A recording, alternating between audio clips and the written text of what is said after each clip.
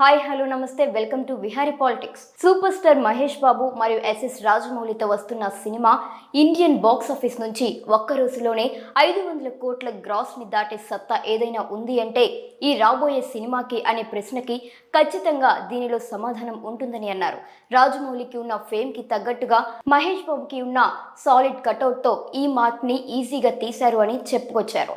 ఇక రాజమౌళి తీసే సినిమాల ప్లానింగ్లు ఎంత భారీ ఎత్తులో ఉంటాయో మనందరికీ తెలిసిందే. దానికి తగ్గట్టు మహేష్ బాబుతో భారీ స్థాయిలో ఈ చిత్రాన్ని నిర్మిస్తున్నారు రాజమౌళి. కాబట్టి ఈ సినిమా ప్రాజెక్ట్ ఎన్నో సంవత్సరాల క్రితం రాజమౌళి తీద్దాం అనుకొని ఆపేసిన అతిపెద్ద ప్రాజెక్ట్ గరుడ అని కూడా రూమర్స్ వస్తున్నాయి.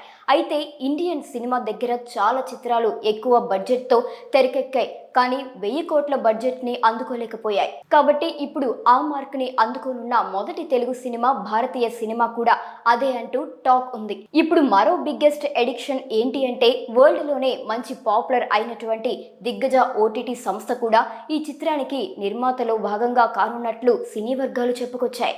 ఈ సినిమా నిర్మాత కేఏ నారాయణ భారీ బడ్జెట్ ని కేటాయించి పెట్టారని టాక్ వినిపిస్తోంది.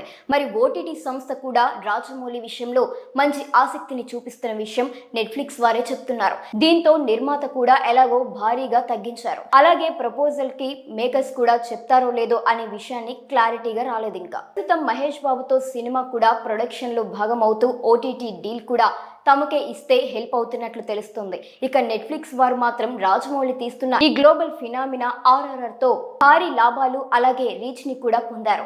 కాబట్టి ఏకంగా హాలీవుడ్ దర్శకుడు జేమ్స్ కెమెరాన్ లాంటి డైరెక్టర్స్ తో బయట చెప్పించి రాజమౌళి విషయంలో ఎంత సీరియస్ గా ఉన్నారో అన్న విషయం కూడా సెన్సేషనల్ గా వైరల్ అవుతుంది.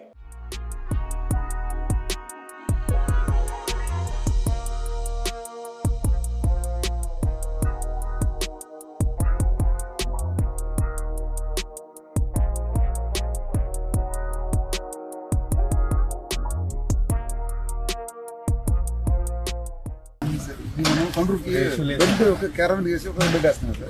ఇప్పుడు ఐదు బెడ్లు వేసుకుని ఎవరికి డిస్టర్బ్ లేకుండా దిగేస్తారు.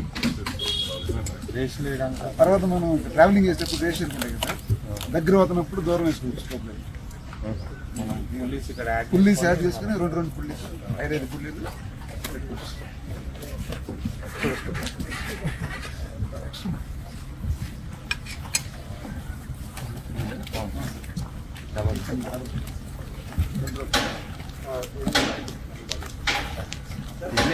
రాక్ క్లైంబింగ్ ఉంటుంది కాదు,